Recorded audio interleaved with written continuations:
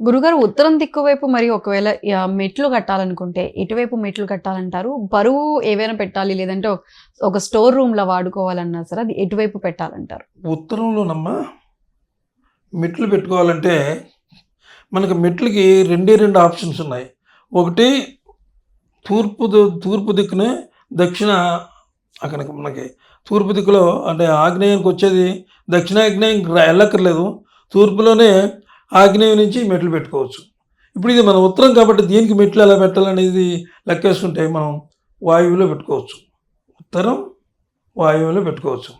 అయితే ఇప్పుడు చాలామంది ఏం చేస్తున్నారంటే ఆ ఉత్తర వాయువులో పెట్టేటప్పుడు వాళ్ళు ఇంటికి చేర్చేసి కట్టేస్తున్నారు. అసలే మామూలు పిల్లర్స్ వేస్తారు కదా! ఒకటి బ్యాక్‌నైనా ఒక పిల్లర్ వేయాలి. లేకపోతే మెట్లు నిలబడదు కదా! అక్కడ వేస్తారు. ఈ మెట్లు కూడా తలసరి మామూలుగానే సిమెంట్ అది వాడతారు కదా! గోడకు చేర్చేస్తున్నారు. చేర్చేయడం వల్ల ఏమైపోయింది అది? వాయువు పెరిగిందనమాట. అంటే ఇంటితోటి పాటే పెరిగిపోయింది అది ఇంకా. ఎట్టి పరిస్థితుల్లో కూడా అలా చేయకూడదు. అది పెరిగినప్పుడు కొంతమంది ఏం చేస్తున్నారు, ఎలాగో ఖాళీగా ఉంది కదా! స్టోర్ రూమ్ కింద ఉపయోగించుకోవచ్చు దాన్ని యాక్చువల్‌గా. కానీ కొంతమంది టాయిలెట్‌కి వాటికి ఉపయోగించేస్తున్నారు. ఇక అది ఎంత ప్రమాదం అంటే వాస్తురీత్యా చాలా దోషం అమ్మా అది. మెట్లు ఎలా కట్టుకోవాలి అంటే మెట్ల నుంచి ఒక అడుగు వదిలేసి ఇది మన హౌస్‌కి ఒక అడుగు వదిలేసి కట్టుకోవాలి మెట్లు. అలా పైకి నడిపించేసుకొని ఆ పైకి నడిపించేసుకున్న తర్వాత అక్కడి నుంచి అలా పైకి వెళ్ళాలి. ఎట్టి పరిస్థితుల్లోనూ కూడా తాకకూడదు మెట్లు. తాకితే పెరగం వచ్చేస్తుంది, మళ్ళీ పెరిగిపోతుందనమాట వాయువు. అలా కట్టుకోవచ్చమ్మా మెట్లు. అక్కడ మీద కుదరలేదనుకో వాళ్ళకి, ఒకవేళ సపోజ్ అక్కడ స్థలం లేదు, లోపల నుంచి వెళ్ళారనుకో ఆగ్నేయంలో కట్టుకోవచ్చు. అక్కడ కూడా ఇదే పద్ధతి. గోడకు తగలకూడదు. ఇక్కడ కాంపౌండ్ వాళ్ళకి తగలకూడదు. ఉత్తరంలో కాంపౌండ్ వాళ్ళ నుంచి కట్టకూడదు మెట్లు, దీనికి కట్టకూడదు, సెంటర్ నుంచి కట్టుకోవాలి. అంటే ఎప్పుడో కట్టిన వాళ్ళు అలా కట్టారు. ఈ మధ్య అందరూ కొంచెం వాస్తు పరిజ్ఞానం ఉన్నవాళ్ళు చాలామంది సిద్ధాంతులు వాళ్ళు ఏమైనా పెద్దలు చెప్పినవి అలాగే కట్టుకుంటారు. ఇప్పుడు కట్టేవాళ్ళు ఇంతకు ముందు అంటే వదిలేయచ్చు. ఇప్పుడు అలా వేసుకోవచ్చమ్మా మెట్లు చక్కగా బాగుంటుంది. గురుగారు కొంతమంది ఉత్తరం ఈశాన్యం మూలకి తలుపుల్ని ద్వారబంధాలని కూడా పెడుతూ ఉంటారు. మరి అటువంటి వారు ఇప్పుడు ఈశాన్యం మూల లేదంటే మనం సాధారణంగా దేవుడి విగ్రహాలు కానీ లేదంటే దేవుడి పూజ గది కానీ మనం ఈశాన్యం మూలలోనే పెడతాం. ఇలా ఉత్తర ఈశాన్యం వైపుకి కొంచెం ద్వారబంధాలని జరిపేటప్పుడు మనం దేవుడి విగ్రహాన్ని కానీ పూజ గది కానీ ఎటువైపు పెట్టుకోవాలంటారు? ఉత్తర ఈశాన్యంలో పూజ అక్కడ పెట్టుకోవాలి. ఇందులో స్థలాలను బట్టి వస్తుంది. కొంతమంది అపార్ట్మెంట్స్ ఉంటాయి సపోజ్, అది ఏం చేస్తారంటే ఉత్తర ఈశాన్యంలో గుమ్మం ఇస్తారు. ఆ గుమ్మం పక్కనే వచ్చి ఒక కిటికీ పెడతారు. ఓకే, ఉత్తర ఈశాన్యం మంచిది, ఉచ్చస్థానం అది. అయితే ఉత్తర ఈశాన్యం అనేటప్పటికి అది ఏమవుతుంది, ఈశాన్యమే కదా ఇంటికి, అక్కడ పూజ చేయాలి. అక్కడ ఎలా చేస్తారు పూజ? డోర్ వేస్తారు. ఇప్పుడు అంతా సింగిల్ డోర్లే కదమ్మా, డోర్ వేస్తారు తీస్తారు. వేసేటప్పటికే ఈ ఇంటికి ఇంతవరకు వచ్చేస్తుంది అది. ఇంకా పూజ ఎక్కడ చేస్తారు ఈశాన్యంలో? ఛాన్స్ లేదు. పోనీ కొంచెం ముందుకు వచ్చి ఇక్కడ ఈ గోడకు పెట్టి ఏదైనా చేద్దామంటే అది హాల్ అవుతుంది వచ్చేది. వచ్చిన వాళ్ళంతా కూర్చుంటారు. ఆ పూజ చేసుకునే వాళ్ళు ఎలా చేస్తారో ఒక టవల్ కట్టుకుంటారు, గామంచ కట్టుకుంటారు. కొంతమంది బ్రాహ్మణులు అయితే ఇంకా సదాచారాలు ఉంటాయి, అవి ఉంటాయి కదా. అక్కడ పూజ చేయడానికి అసలు వీలు లేదు అసలు. కానీ అక్కడ వీలు లేనప్పుడు ఏం చేయాలంటే అమ్మా, ఆగ్నేయం వంటగది ఉంది కదా, ఆగ్నేయం వంటగదిలో మరి తప్పనిసరిగా చేస్తున్నారు చాలామంది. ఆగ్నేయం వంటగదిలో చేసుకోవచ్చు. అయితే ఆగ్నేయం వంటగదిలో ఇలా ఖాళీ పెట్టాలమ్మా. ఆగ్నేయంది అది ఆ సింక్ కడతారు కదా ప్లాట్ఫామ్, ఆ ప్లాట్ఫామ్ ఊరవరకు కట్టేయకూడదు, ఆ గోడకు తగలకూడదు.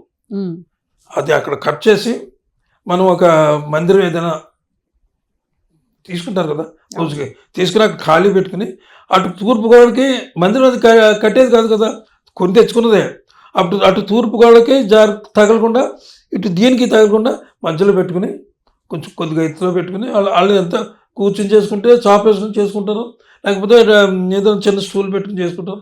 అక్కడ పూజ కంపల్సరిగా అక్కడికే వెళ్ళాలమ్మా.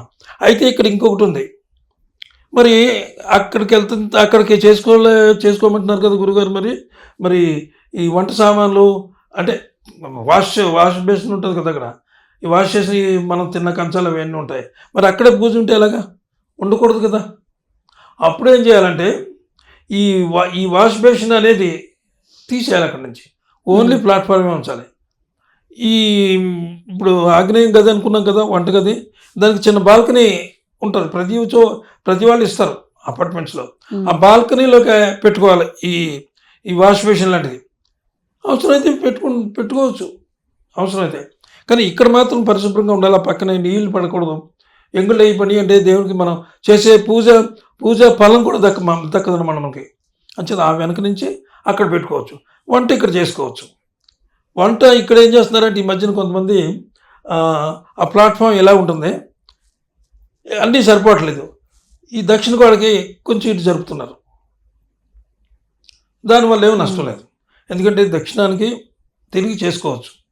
ఉత్తర ఆగ్నేయం చేసుకోవచ్చు, దక్షిణాగ్నేయం కూడా మంచిదే చేసుకోవచ్చు. అలా చేసుకోవచ్చు. కానీ పూజ మాత్రం ఇంకా అక్కడ చేయలేము మనం.